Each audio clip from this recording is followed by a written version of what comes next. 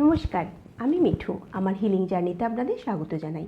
আজকের ভিডিওতে আমরা গুরু বা বৃহস্পতি অর্থাৎ জুপিটারের মহাদশা সম্পর্কে জানব। এটা যখন শুরু হয় তখন আগামী 20 বছরের জন্য কন্টিনিউ করে, অর্থাৎ টাইম স্প্যান হলো 20 ইয়ার্স। আর জুপিটার আমাদের জীবনে ধন সম্পদ, জ্ঞান, বিবেক, বুদ্ধি, বিবেচনা এবং উন্নতির কারক। মহিলাদের কুণ্ডলিতে সন্তান এবং স্বামীর কারক হিসাবেও জুপিটারকে দেখা হয়। তাহলে বুঝতেই পাচ্ছেন যে জুপিটারের সাপোর্ট পাওয়া আমাদের জীবনের বিভিন্ন ডিরেকশনের জন্য খুবই ইম্পর্টেন্ট।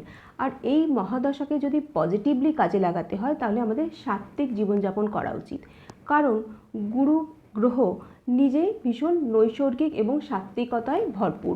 তো আমরা যদি তার এনার্জির সাথে অ্যালাইন্ড হতে চাই তো আমাদের মধ্যেও সেই বৈশিষ্ট্যগুলোকে অ্যাড করতে লাগবে। যতটা সম্ভব জ্ঞান আহরণ করে নিজেদের ধর্মবোধ, নিজেদের সচেতনতা, অ্যাওয়ারনেস এগুলোকে বাড়ানোর চেষ্টা করতে হবে। তাহলেই আমরা গ্রোথ বা উন্নতি দেখতে পাবো জুপিটারের দশায়।